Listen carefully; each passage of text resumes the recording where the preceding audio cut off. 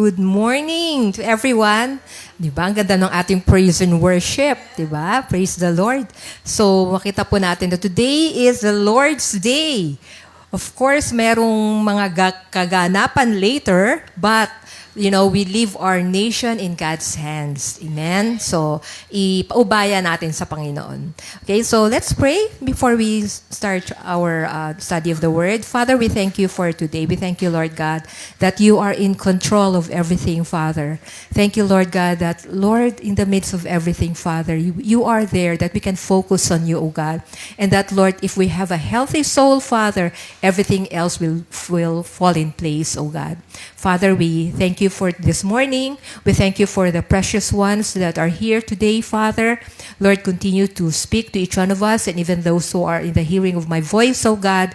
Lord, minister to each one. And I pray, Father, that your word, O God, will accomplish its purpose, Father God. Thank you, Lord. In Jesus' name, amen. Okay, so ang ano po natin ngayon is caring. Caring for your soul. So, hindi ba, we take care of our bodies, right? Bano, how? We drink supplements, we exercise, yung mga mahilig mag-gym, and also, yung nagpapaaraw, hindi ba? So, meron tayong ginagawa to keep ourselves healthy. And even sa ating mental health, we also have that. But then, we have to care also for our soul. So, bakit po ang soul, di ba? Laging tinuturo sa atin ni Pastor Sevi, the soul is the mind, the will, and the emotion. That the soul is where the heart, yung heart natin, that is to feel, the mind, that is to think, and the will, and that is to decide or to choose. So, we have to care for it as well. Kasi doon ang gagaling lahat. Yung ating pagdidesisyon, yung ating nararamdaman, yung ating pag-iisip. So, the best living flows from a healthy soul. Alam niyo yun, yung best na buhay natin is in having a healthy soul. So, di ba, if we value our body, we do something about our body. If we value about our looks, di ba, nag-e-effort, di ba? Yung iba, grabe yung sa effort. Ang dami ko nakikitang sa mga reels, sa mga bagong mga technology, how to remove all those things of signs of aging, gano'n, ang dami. Pag nag-inquire ka, ang mahal, di ba? But then, kasi you give value. Diba? Binibigyan mo ng value how you look, how to preserve your youth, di ba? Binibigyan natin ng value. So I pray on na ganun din sa ating soul. We also give value to our soul. Do you know that your soul is very valuable? Na mayroong mga bagay that will tell us kung bakit siya mahalaga, yung ating soul. Now, but before that, in Matthew 16:26, for what profit is it to a man if he gains the whole world and loses his own soul? And what will a man give in exchange for his soul? So, ang sabi dito, anong mapapala natin if we gain the whole world? Diba? Ngayon, masyadong sa mga reels ngayon, yung yate, yung mga payong, payong na may kasamang kotse, yung mga ganon, hindi ba? So, masyadong naka-focus ngayon, yung mga iba-ibang mga properties, yung mga iba-ibang luxuries, right? But, what if you gain all of this, but you lose your soul? Di ba? Parang minsan nung nag-iisip ako noon, meron akong binasa kasi about, sino may kausap ko? Yung anak ko. We were computing about this mga issues today, ng mga billions. Sabi ko, wow, I could not even, may binabasa ako, hindi ko mabasa kung million, billion ba siya o trillion. Sabi ko, anak, ano kasunod ng billion? Nakalimutan ko anong kasunod ng billion. Million, billion, diba? Trillion ba? Sabi ko gano'n. Kasi sa dami ng zeros, di ba? Doon lang ako sa million eh. Sila nandun na sa dulo. Pero nakikita mo, ang dami-daming pera. Sabi ko, and then sabi pa, if you weigh that money, kailangan para i-weigh mo yung 1,000 bills na gano'n, kailangan na parang naka-truck ka pa or gano'n, dadalhin mo. You cannot carry that kind of that amount. Sabi ko, wow, imagine, ang dami-daming pera. And then, para saan? Di ba? Naisip ko, anong magiging gain? Yun ang sabi sa Bible eh. What will it gain you if you have all of this? Di ba? So, all the fame, all the fortune, all the money that the world can ever give you, what will it gain you? Diba? And yet, you will lose your soul. So, tingnan natin ano yung anong value ng ating soul. First is the design of our soul. Sino ba ang gumawa sa atin? In Genesis 1:26-27, then God said, "Let us make man in our image, according to our likeness. Let him have dominion over the fish of the sea, over the birds of the air, and over the cattle, over all the earth, and over every creeping thing that creeps on the earth." So God created man in His own image. So tayo, we are created in His image. So tingnan mo yung katabi mo, they're created in God's image. Di ba? When you look at yourself sa mirror, wow, I am created in God's image. Hindi ba? Ganun tayo kaimportante. Yung nag-design sa atin, di ba? The creator of the universe was the one who created us. So ganun tayo kaimportante. You know, our soul is designed to be a living being. And it is to live and breathe and to express itself and to have individuality. Kaya nga tayo unique. Di ba? We don't copy another person.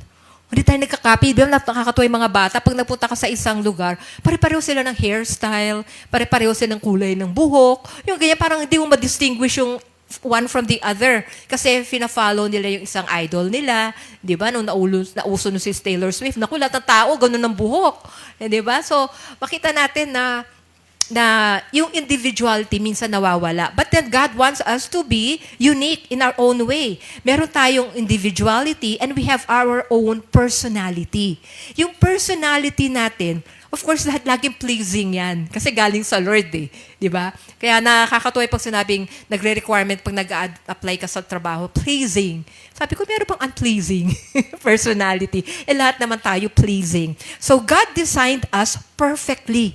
Alam niyo ba yun? Dinesign tayo ng Panginoon na perfect. And then of course, may mga nangyayari sa buhay ng tao, kaya hindi nagiging perfect na. Because probably the aches of the world, you know, all the pains, all the mga nangyayari sa buhay natin ng unforeseen, and minsan nangyayari na we get broken-hearted, ganyan. So, hindi siya nagiging perfect. But, God wants to restore us. God wants to make us healthy, our soul. And then, of course, next, the design. God designed us according to His image. And next, of course, is a designer. Ang designer ang ating Panginoon. I will praise you for I am fearfully and wonderfully made. Marvelous are your works. So kasama tayo doon sa works. Alam mo yun, marvelous daw tayo. Imagine, sabi ko, uy, I'm marvelous. Di ba? Parang sarap ay marvelous. Ang sarap ng word na yun. Nasabihin, that we are marvelous and that my soul knows very well. Alam mo yun, since alam mo that you are marvelous, your soul knows it very well. Merong confirmation from your soul that you are marvelous, that God designed you. The great designer was the one who designed you.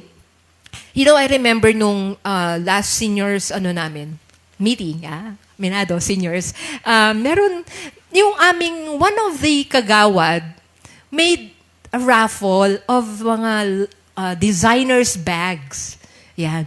So, nung binabanggit niya yung mga bag, ini-imagine ko, ano kaya itsura nun? Kasi hindi ako masyadong familiar sa mga bags. Nung sinabi niyang Chanel bag, pinaparaffle niya. Tapos, Gucci bag. Tapos, ano pa yung isa? May Hermes ba? Tama ba ako? May Hermes ba? Hermes bag. Tapos ngayon, nung naiisip ko, nung nangyari yung kasi last month, ngayon isip ko, hindi kaya kasama si Kagawa doon. Kasi nagbibigay siya ng designer's bag. And brand new siya, ha? Take note. So, yung sister ko, nakakuha siya ng tote bag na Gucci. Tapos, nung malapit nang umuwi, nakuha yung pangalan ko. Gucci bag, na small bag. Tapos, bago siya kasi naka-wrap pa siya, may box pa, tapos meron pang yung strap nakatalit. Alam ko bago siya. Tapos nung naisip ko, sabi ko, Kagawad, isa ka ba dun? Di ba? Kasi namigay siya, and I was surprised na namigay siya ng ganon. Anyways, so nakita ko, sabi ko, tinitingnan ko yung bag, sabi ko, what makes you so special that when people say Gucci, wow, mga ganon, hindi ba? Inamoy ko, okay, leather. Sabi ko, Pero naano ko, no, what's so special about you? Parang ginaganyan ko siya. Ini-examine ko siya. Cute, ganyan. Makapal, maganda yung design. Pero, yun. So sabi ko, it's the brand that makes it special. Actually, it's not the bag itself. It's the brand. So the same way, what makes us special is the one who designed us. It is God. Okay? It was God who designed us. So hindi tayo pa just, ha girls? Hindi tayo pa just dahil tayo ay dinesign ng ating Panginoon. So we are designed by the greatest designer, and even if you combine all the great designers in the world, nothing can compare to our God.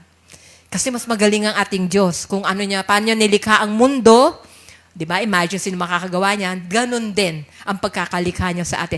At nung nilikha niya tayo, hindi ba? Malapit na sa end of the, end of his, ng work niya. Talagang reserved for the best. Yung tayo yon. Amen? Now, next is durability. Ang ating soul is designed to live forever.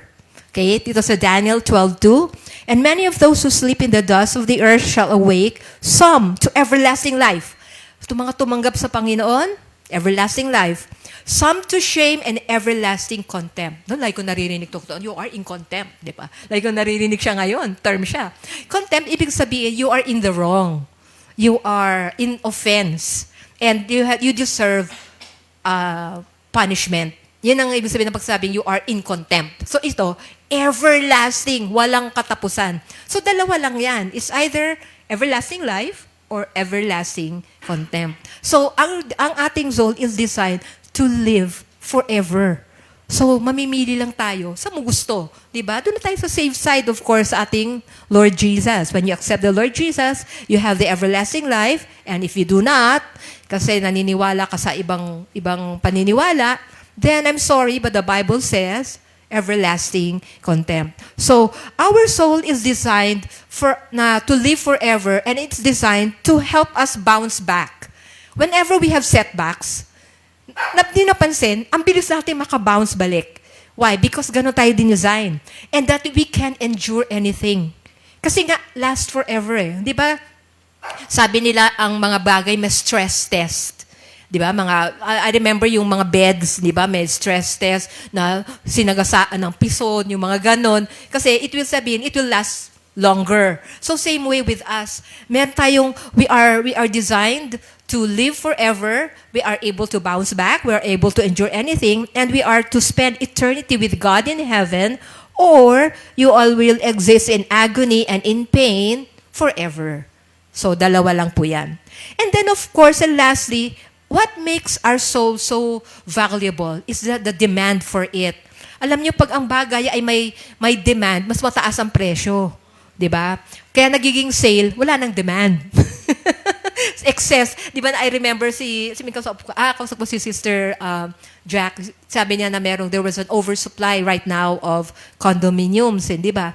So sabi ko, oversupply. So that means the price ng condominium, hindi siya tataas kasi may oversupply.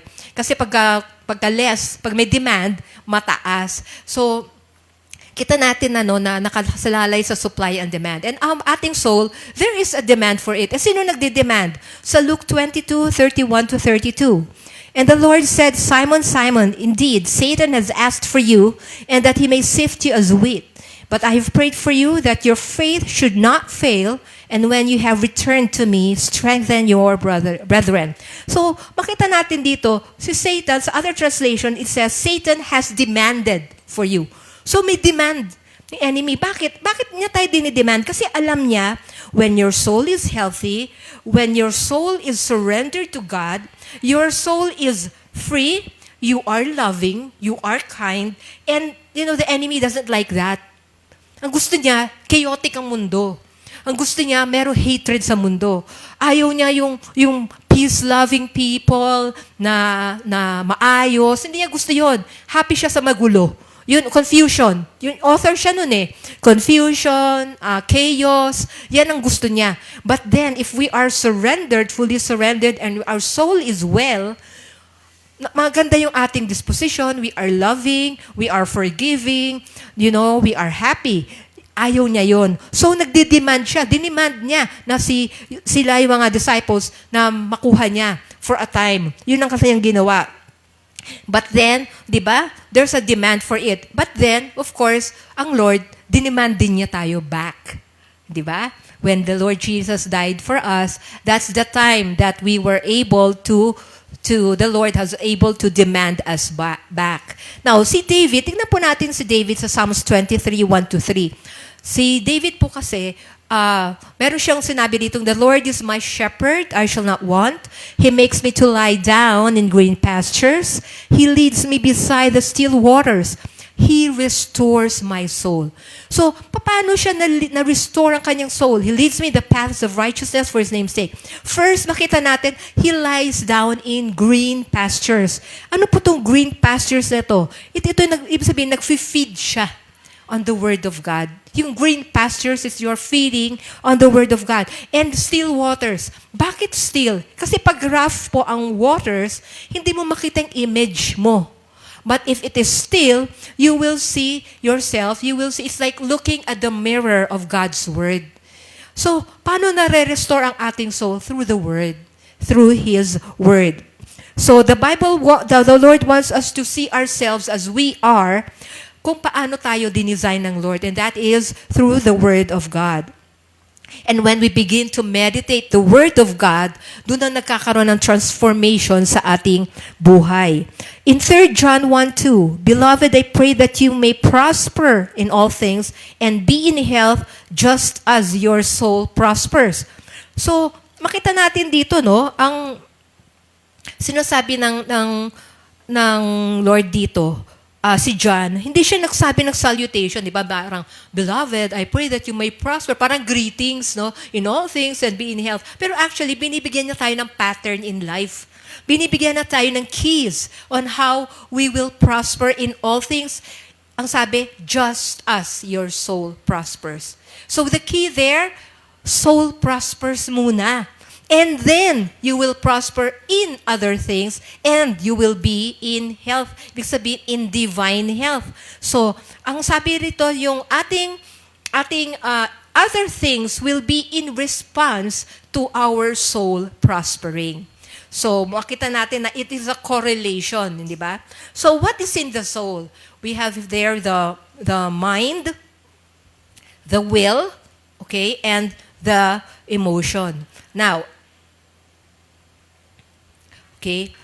makita natin dito first is the mind. Now, alam nyo ba na 75 to 95% of all illnesses started with the mind? Kasi inisip mo. Alam mo yun, kaya minsan I remember yung pag may mga elderlies, na ba? May kasama tayong mga elderlies. Pag may nawawala sa pamilya, ayaw natin ipasabi sa kanila, hindi ba? Why? Because ang kanilang thought pattern, mabilis. Naka-forward agad. Susunod ako. Di ba? Ganon ang susunod ako. Pag sinabi mong may symptoms, bawa may binasa, nakinig sa isang kung sinong doctor online, ano, nagsabi ng symptoms, check agad, meron ako nun. Diba? So, sa karamihan ng illnesses natin, at tayo rin yung may gawa. Yung feel natin na, symptoms ko ba yun? Yung ganon. So, it's in the mind. And then, the average person has over 30,000 thoughts a day. Imagine, 30,000 thoughts. Pagkising mo pa lang, ano yung unang naisip? Diba? Ano yung thoughts mo for the day? So, ang dami. Imagine yung junk of thoughts na nasa mind mo. And then, syempre, kailangan pangalan nito, magkaroon ka ng process of elimination kung ano yung what will remain kasi it will affect you. What you feed in your mind affects you eh. So, we create conditions sa ating mind tapos the result, illness. Diba? Napapalpitate ang heart ko. Kahit hindi. Mamaya, naramdaman, napapalpitate na nga. Yung mga ganon, hindi ba? So, we make ourselves sick by the way we think. So, the mind. In Psalms 1:1-3, Blessed is the man who walks not in the counsel of the ungodly, nor stands in the path of sinners, nor sits in the seat of the scornful. But his delight is in the law of the Lord, and in his law he meditates day and night. He shall be like a tree planted by the rivers of water that brings forth its fruit in its season, whose leaf also shall not wither, and whatever he does shall prosper. So, you're thinking, if we are thinking God's way, if we're thinking from God's point of view, because we meditate the Word day and night, ito na. Hindi ba? Yung leaf natin will not wither. We will always be fresh. Di ba? Ganon. And also, whatever we do will prosper. For example, si Elijah. Tingnan natin si Elijah, yung kanyang servant. There was a time sa life ni Elijah na surround sila ng mga enemies. And then sabi ng kanyang servant, Master, what will we do? Anong gagawin natin? Nag-worry siya. But then, sinabi ni Elijah, parang ang sa kanya, huwag ka tumingin dyan. Tapos ang sabi niya, nag-pray siya. Ito, sabi niya, and when the servant of the man of God arose and went out there was an army. And then sabi niya, Master, what shall we do? And then sabi ni Elijah, do not fear, for those who are with us are more than those who are with them. So siguro sabi niya, nasan? Right? In the physical realm, sa natural. Wala siya nakikita. And then Elijah prayed, Lord, I pray, open his eyes that he may see. Then the Lord opened the eyes of the young man, and he saw. And behold, the mountain was full of horses and chariots of fire all around Elisha. So makita natin dito, no, na yung sinabi niya na open his eyes so that he will see. Same with us. Sa nakikita natin in the natural, ano ba yan? Wala na talagang wala nang wala nang solution. Diba? Ganyan na sinasabi natin. What is going on, hindi ba? Tapos, just like the prayer of a reporter, di ba? Kunin nyo na lahat yung mga ganon. Di ba? Di ba? Parang hopeless na yung ganon eh. But then tayo, di ba? As believers, and because our soul is being cared for, we can look beyond the natural. We can see, the chariots, the horses that is surrounding us, na nandyan, naka-ready, waiting sa Lord's command. So, meron tayong kasama. Hindi po tayo hopeless. Hindi po hopeless ang bansang Pilipinas. May pag-asa po. Ang prayer lang is, Lord, open your eyes so that you will see. You will see the hand of God at work. That He is working behind the scene. So, have hope, strengthen yung ating soul, yung ating heart, na God is in control. So, the servant, while he was looking at the natural, meron siyang fear. He saw fear. But when he opened his eyes through the eye of faith, he saw God's point of view. So makikita mo na yung perspective ng Diyos. Pag nakita natin yung perspective ng Diyos, yung puso natin, nananahimik. Diba? Parang ang puso ko, diba ganyan? Na nagkakaroon ng kapayapaan. So when we see things from God's perspective. Okay? So ito po yung sa mind natin, na palitan natin na, look beyond sa what is natural. Next, fix your eyes above and not on things below. So, heavenward yung ating focus. So, hindi tayo, lang yan, dadaan lang yan. It will soon, it will just pass. Everything that's going on. Next is the heart. Ito yung emotions. Now, the heart is where man believes. Nandun yung saan ka naniniwala, yung puso mo. The heart is where the dreams are conceived. The heart is where relationships become healthy or unhealthy. Nandun sa puso. And your heart is a garden. And you are the gardener. Tayo ang gardener ng ating puso. No one else is the gardener of your soul. So alagaan natin, di ba? Nang Lord, binigyan niya si Adam ng garden. Tend it, take care of it. Ganun din.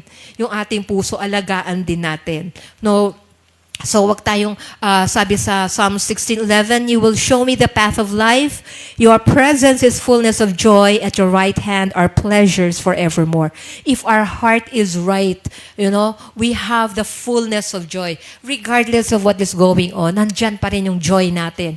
Nandyan pa rin yung pleasures ng ating Panginoon. Because we know that we have a God. We have a big God na hindi tayo pababayaan. Na He's there. He's in control. So alam natin yan. So He's sovereign. No? Nothing can, nothing can surprise God. Hindi nasusurprise ang Diyos. Alam niya lahat yan. So sa Panginoon, Jesus, ang kagaya ng sa atin, the Lord wants us to wash off our past. Ayaw na bubuhay tayo sa nakaraan. Ang gusto ng Lord, mawala tayo sa powerlessness. Kasi para ganun na nangyayari. Powerless na tayo. Wala tayong gawin. Ganito na lang. Ganito na lang ang solusyon. Pag powerless ka na, you resort to things na hindi godly, hindi plano ng Diyos. Pag you sense you're being powerless or you're already parang in defeat. Ganon ang nangyayari sa tao. Kaya it's important na we have that sense of power in our lives because we have the Lord. We have the fullness of joy.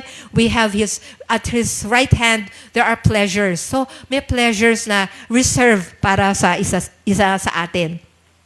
Alright? And next is the will. Ito na yon. Sa Matthew 16:26, kagaya kanina, what profit is it to a man if he gains the whole world and loses his own soul?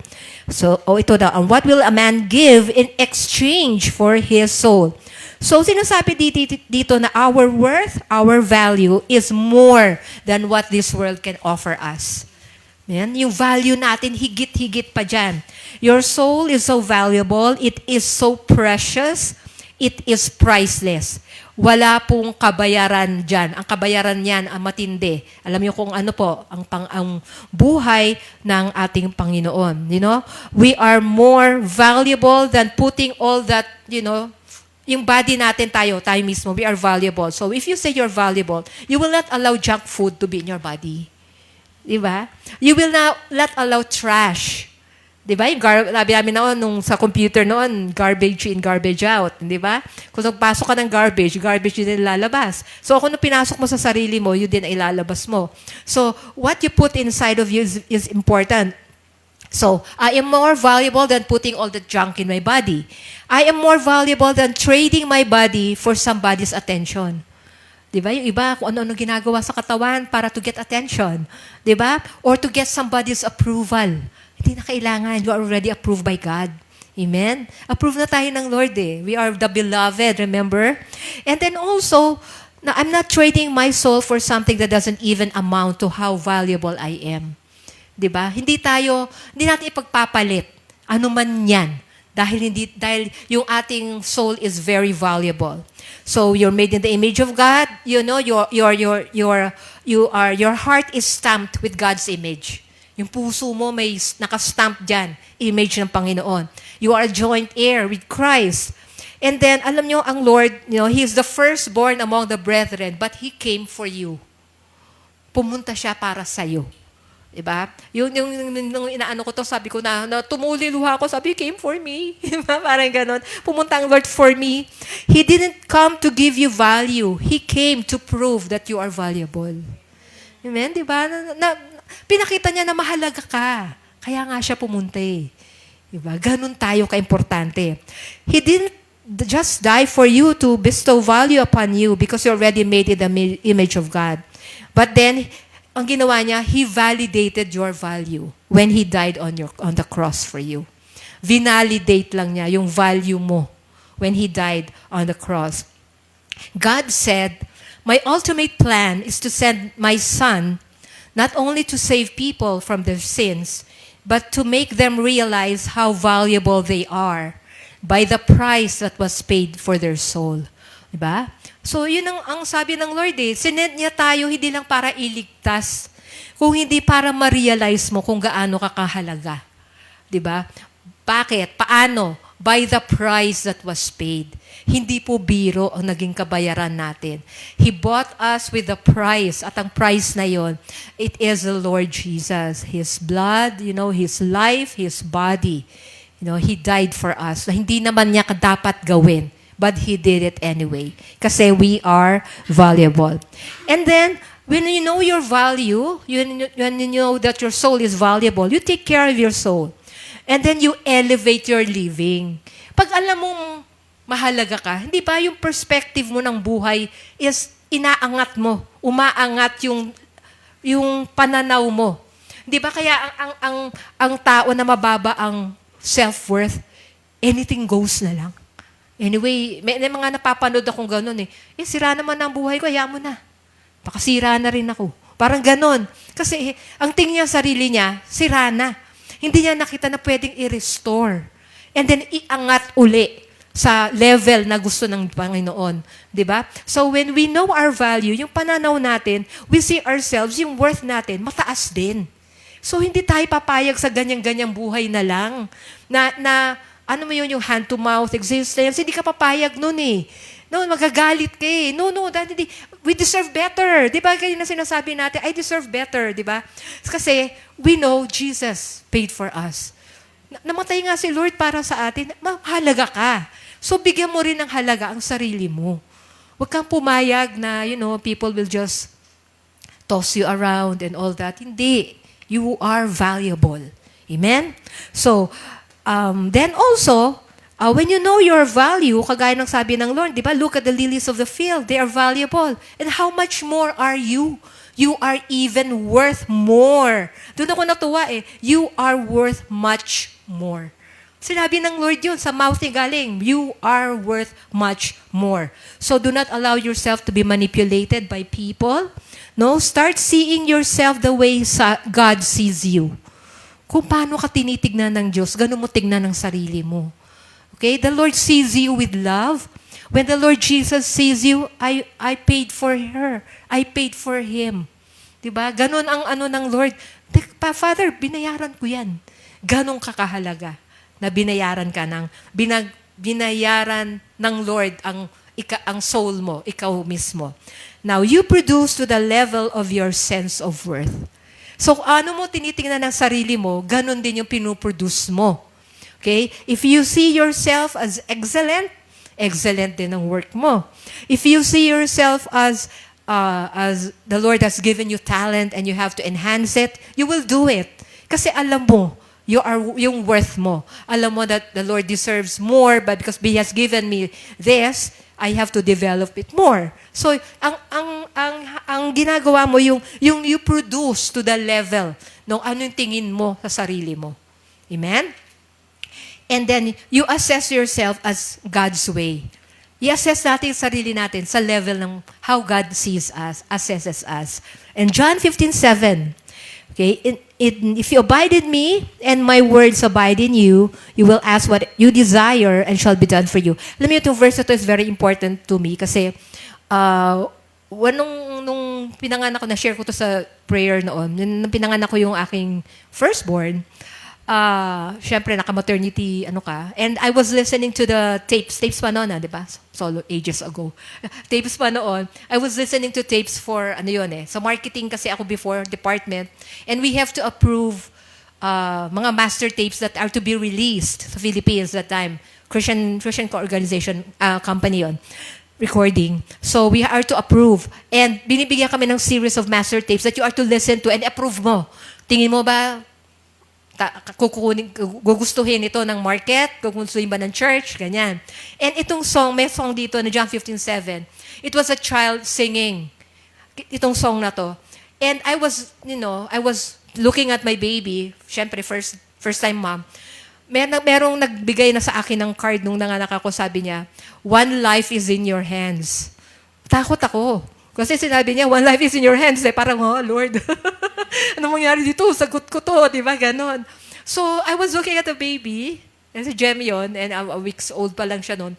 And sabi ko, Lord, anong gagawin ko dito? Anong gagawin ko sa bata? One life in my hands, Lord, help. Ganon. And then nag-play yung song na, "If you abide in me, and my words abide in you, you will ask what you desire, and it shall be done for you." So the Lord is telling me, just rest in me. You live in me, dwell in me, and my words dwell in you, and whatever it is that you desire, it will be done for you. That was an assurance for me. And true enough, itong next month, yun na nga, magiging bride na yung aking baby, yung baby noon. And the Lord was very faithful. Yan po ang testimony that God said, "If you abide in me and my words abide in you." Kaya very strong po sa akin yung the word of God dwells in us. And you will ask what you desire, it shall be done for you. So makita nyo dito, ito po yung secret natin as believers. Hindi natin kailangan magkamkam ng kung ano-ano. Kasi ang key natin, anong sabi niya? Dwell in His Word and then you desire, you ask to be given you. Tatlong bagay. Diba? You desire, you ask, He will give it to you. Yun ang secret natin. Kaya natin kailangan mag-panic buying or anything. Diba? Kasi yan ang ating weapon. Yan ang ating secret as believers. Na wala ang iba dyan. Na yung mga hindi pa nakakakilala sa Panginoon, they panic, they do everything else. Pero tayo, ito lang. Ito lang ang kailangan natin. You desire, you ask, and it will be done for you. Now next is, also beauty comes from your sense of worth and value. You know, no matter if you are 99, you weigh 99 pounds. Wow, ganda no, 99 pounds. But you are beautiful sa mata ng Panginoon. And if you are 299 pounds, same way, di ba? Sabi mo, I'm walking in the abundance of God. Di ba? Ganon Ganon yung attitude. Di ba? So, makita natin dito, ang beauty comes from your sense of worth and what is inside of you.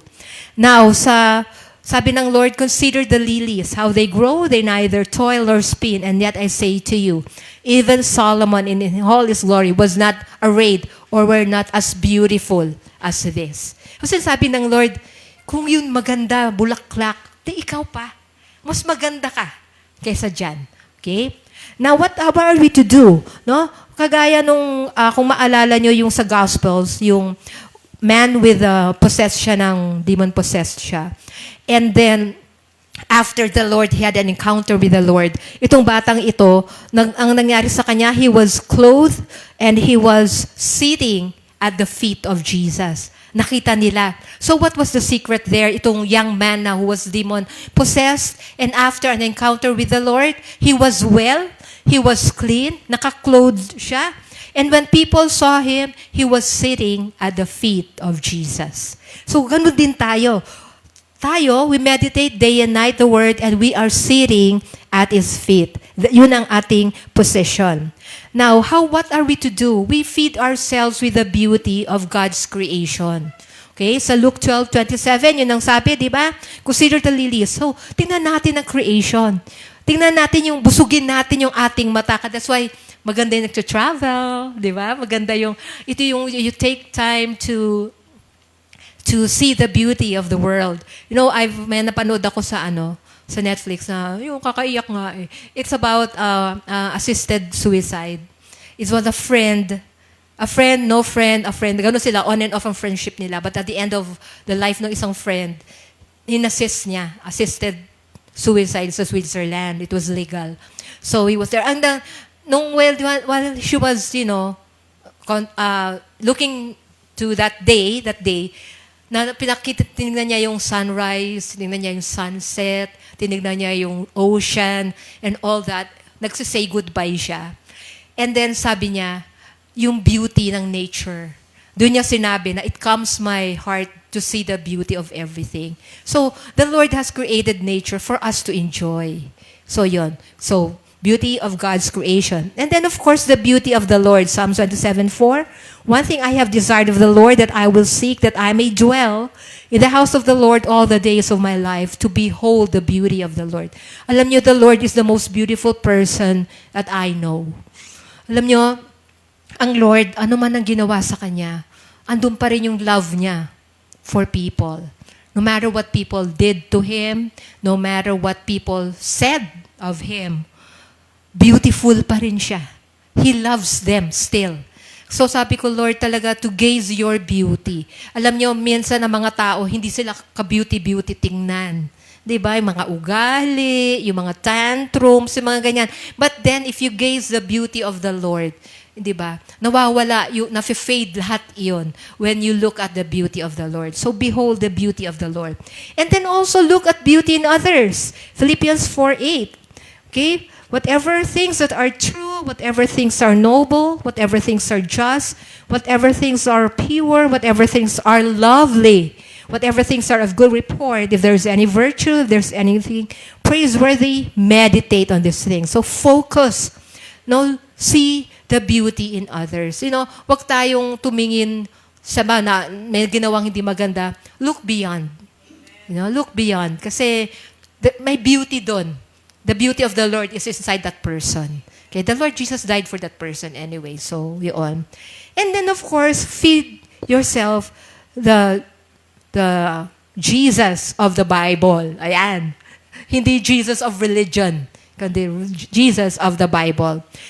How God anointed Jesus of Nazareth, the Holy Spirit and the power, who went about doing good. The Lord is always doing good, even sa buhay natin. Even now, that He's always good. He's doing good every time. Every time we come to Him, He does good things for us. And healing all who are oppressed by the devil, for God was with Him. So, i-feed natin yung sarili natin about Jesus. He's our intercessor.